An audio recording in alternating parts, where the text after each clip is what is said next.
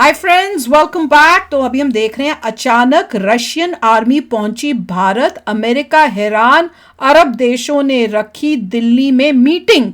हो देखिए क्या है। चलो वीडियो शुरू करें। वीडियो शुरू करने से पहले अगर आप चैनल पर नए हो और आपने अभी तक सब्सक्राइब नहीं किया तो जल्दी से पहले सब्सक्राइब के बटन और बेल आइकन को क्लिक कर लो ताकि आपको हमारे सारे न्यू वीडियोस के नोटिफिकेशन मिल जाए जैसे हम अपलोड करें। अगर आपको वीडियो पसंद आता है प्लीज लाइक एंड शेयर। चलिए शुरू करते हैं। और दूसरे दो चैनल उनको भी सब्सक्राइब कर लेना, लिंक से डिस्क्रिप्शन बॉक्स में, वहां पे भी आपके रिक्वेस्टेड वीडियोस आ रहे हैं। दोस्तों स्वागत है आपका इनसाइट नॉलेज की एक और नई वीडियो में। आज की इस वीडियो में हम वर्ल्ड अफेयर से जुड़ी दो काफी इंपॉर्टेंट खबरों के बारे में बात करने वाले हैं, जिसमें हमारी पहली खबर भारत और रूस को लेकर है, जिसके तहत रशियन आर्मी फिलहाल भारत में पहुंच चुकी है एक बेहद ही खास मिलिट्री एक्सरसाइज के लिए। वहीं पर ये क्यों दोनों देशों के लिए काफी महत्वपूर्ण है, इसके ऊपर आगे बात करेंगे। वहीं पर हमारी दूसरी खबर भारत और अरब देशों को लेकर है, जिसके तहत अब अरब देश भारत की ओर कूच करने वाले हैं, यानी कि अरब देशों के मंत्री अब भारत में एक बड़ी मीटिंग करने आ रहे हैं। दोनों ही खबर काफी ज्यादा इंटरेस्टिंग है, इसीलिए वीडियो को रशिया तो भी वॉर में है, तो चलिए शुरू करते हैं इस वीडियो को। दरअसल दोस्तों सामने निकल कर आ रही लेटेस्ट रिपोर्ट के मुताबिक बंगाल की खाड़ी में भारत और रूस की नौसेना के बीच एक काफी बड़ा युद्ध अभ्यास हो रहा है, जिसके तहत दोनों देशों ने अपनी साझेदारी को बढ़ाने के साथ साथ ग्लोबल लेवल पर सामने आ रही सुरक्षा से जुड़ी चुनौतियों को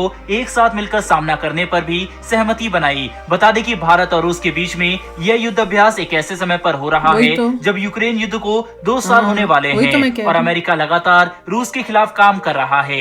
इसी वजह से भारत और रूस की नौसेना के बीच बंगाल की खाड़ी में हुई इस युद्ध अभ्यास को देखकर अमेरिका बिल्कुल भी खुश नहीं है। यह बात भी कही जा सकती है कि अमेरिका भारत और रूस के बीच बढ़ती नजदीकी और डिफेंस पार्टनरशिप को देखकर काफी हद तक गुस्से में है, क्योंकि रूस भारत के लिए क्रूशियल है, लेकिन अमेरिका चाहता है कि हम यूक्रेन की वजह से रूस का साथ छोड़ दे, जो कि भारत फिलहाल बिल्कुल भी नहीं कर सकता। ऐसे में यह युद्ध अभ्यास दोनों देशों के संबंधों को मजबूत और अमेरिका को बस गुस्सा ही दिलाएगा। रूस आज के समय में न सिर्फ भारत के लिए डिफेंस को ध्यान में रखते हुए काफी महत्वपूर्ण है, बल्कि क्रूड ऑयल का एक काफी बड़ा सप्लायर होने की वजह से भी भारत रूस को अकेला नहीं कर सकता।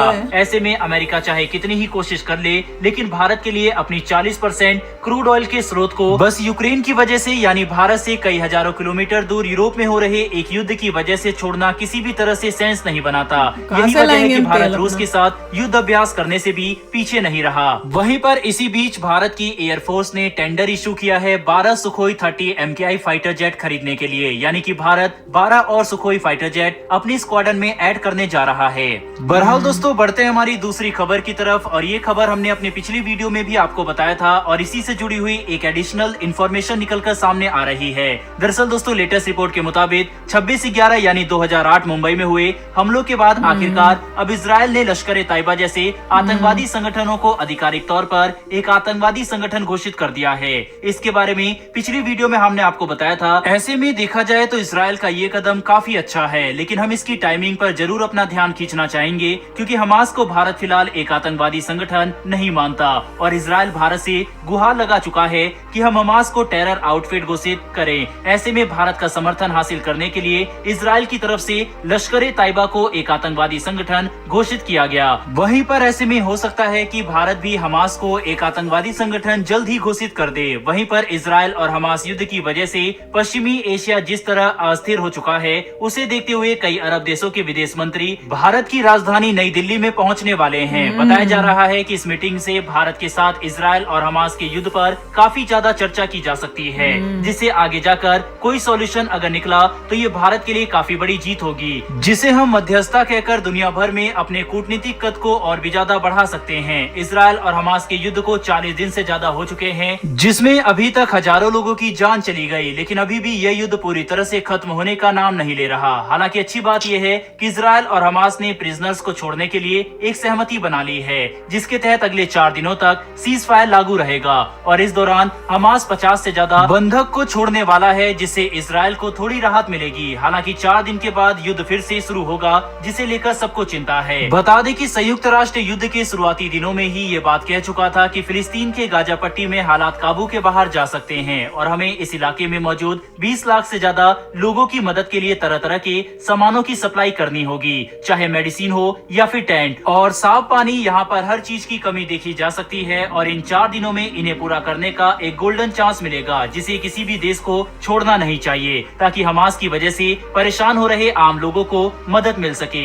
कुल मिलाकर समझने की कोशिश करें तो इजरायल और हमास के बीच हो रहा यह युद्ध हर देश के लिए काफी बड़ा है और भारत भी चाहता है कि जल्द से जल्द यहाँ पर शांति लाएं। बहरहाल दोस्तों, इस वीडियो में इतना ही, लेकिन आपके हिसाब से जिस समय अरब देशों के विदेश मंत्री भारत में मीटिंग करने आएंगे तो उसमें जब इजराइल और फिलिस्तीन पर चर्चा होगी तो क्या भारत को हमास को आतंकवादी संगठन घोषित करवाने के लिए आवाज उठानी चाहिए उस मीटिंग में या फिर नहीं? इस पर आपकी क्या राय है, कमेंट बॉक्स में लिखकर जरूर बताइएगा। भैया ये जो हमास और ये इजराइल का बता रहे हैं कि भैया 4 दिन के लिए ये कर रोकेंगे वॉर और कोई हॉस्टेजेस जो है वो देंगे वापस। अभी थोड़ी देर पहले मैं पढ़ रही थी न्यूज़ कि उनको जो है कई जो हॉस्टेजेस थे उनकी बॉडीज मिली हैं, कई मर गए। हाँ, तो मैंने आगे नहीं पढ़ा, मेरे में तो हिम्मत नहीं थी। अल-शिफा हॉस्पिटल के आसपास बॉडीज मिली थी हॉस्टेजेस मैंने नहीं आगे मर गए हैं कई। अच्छा, वही तो वो भी न्यूज़ है। तो उन्होंने देखो क्या किया हॉस्टेजेस के साथ। और दूसरा मैं ये वो लोग कह रहे हैं तुम्हारी बॉम्बिंग की वजह से मरे हैं ना, वो तो यही बोलेंगे और क्या बोलेंगे। उन्होंने तो पहले से ये बेस क्रिएट किया। उन्होंने तो हॉस्टेजेस तुम लेके क्यों गए थे, क्यों लेके गए तुम वहां से लोगों उसका भी उन्होंने बोला है कि हॉस्टेजेस को कोई मेडिकल प्रॉब्लम थी इसलिए हम अल-शिफा में लेके गए थे और बॉम्बिंग में वो मर गए। मैं कह रही हूँ इजराइल से ही उठा के क्यों तुम उन्हें हॉस्टेजेस बना के लेके गए? वो तो इसलिए था कि जो उनका कॉज है उसके हिसाब से कॉज है। क्या कॉज है भैया, ये कैसा कॉज है? 50 जो छोड़ेंगे वो विमेन एंड चिल्ड्रन है मोस्टली। तो वो थोड़ी अच्छी बात है, मगर अभी भी बहुत सारे बेचारे वहां पे फंसे हुए हैं। पता नहीं कितने और होंगे, तो उनका भी तो सोचो, वो भी तो सोचने वाली बात है। पर दूसरा जो इन्होंने बताया कि रशिया के साथ, तो ऑब्वियसली देखो भैया इंडिया क्या रिलेशनशिप रशिया के साथ अच्छे हैं। रशिया ने इंडिया के साथ कभी कुछ बुरा नहीं किया, तो इंडिया क्यों उससे अपनी दोस्ती तोड़ेगा, मेरे नहीं समझ में आता। और कोई भी अगर कंट्री एक्सपेक्ट करती है तो उसकी एक्सपेक्टेशन रॉन्ग है। हर कंट्री की अपनी रिलेशनशिप होती है दूसरी कंट्रीज के साथ। हमारे साथ जो अच्छा है हम उसके साथ अच्छे रहेंगे। अब तुम किसी और तुम हमारे साथ अच्छे होगे तो हम भी तुम्हारे साथ अच्छे रहेंगे। पर तुम्हारा ये एक्सपेक्ट करना कि भैया क्योंकि हमसे तुम्हें दोस्ती करनी है तो उससे तुम दुश्मनी कर लो, जो कि दोनों का है। रशिया भी यही चाहता है, अमेरिका भी यही चाहता होता है, पर इंडिया उस टाइप से नहीं करेगा।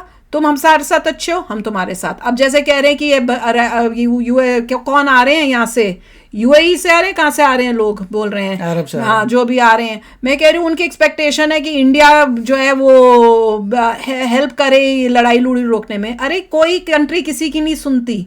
वहाँ क्या कह रहे हैं, रशिया और यूक्रेन का कब से लड़ाई हो रही है, हम कहाँ से रोक लेंगे यार? उनकी लड़ाई चल रही है, कोशिश कर सकते हैं, पर दोनों का अपना है। उन्होंने थोड़ी कोई रुक जाना है हमारे इंडिया को सभी से दोस्ती रखनी है। हाँ, हमें सबसे दोस्ती रखनी है, हमें आत्मनिर्भर बनना है, वेपन्स दूसरों से नहीं चाहिए। हाँ, अभी हम सबको डिवाइड कर रहे हैं। कुछ वेपन जैसे अभी हैं सुखोई रशिया से ले लिए, फिर दूसरे वेपन यूएस से ले लिए, दूसरे वेपन किसी और से ले लिए।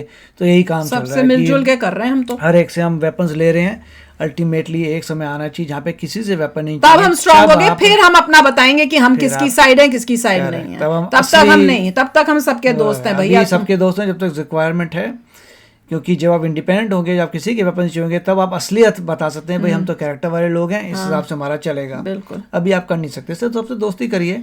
और R&D में मेरे ख्याल से फोकस होना चाहिए कि किसी से कोई भी चीज खरीदने की जरूरत ना पड़े, स्पेशली एयरक्राफ्ट। हमें तेल की जरूरत है इसलिए हम कुछ नहीं कह सकते, हमें वेपन्स की जरूरत है इसलिए हम किसी को कुछ नहीं कह सकते। जब ये 2 मेन चीजें हो जाएंगी ना, फिर देखो फिर हम कैसे चेंज होते हैं, फिर हम बताएंगे जो हमें बताना है। तो अभिषेक करना अपने थॉट्स चलते हैं, मिलेंगे नेक्स्ट वीडियो में बहुत ही जल्द। Till then take care and bye bye. तो अगर आप मेरे इस चैनल पे नए हो तो जल्दी से सब्सक्राइब के बटन को हिट करो और बेल आइकन को क्लिक करो, ताकि आपको मेरा जब नया वीडियो मैं लगाऊं आपको उसके बारे में जल्दी से पता चल जाए।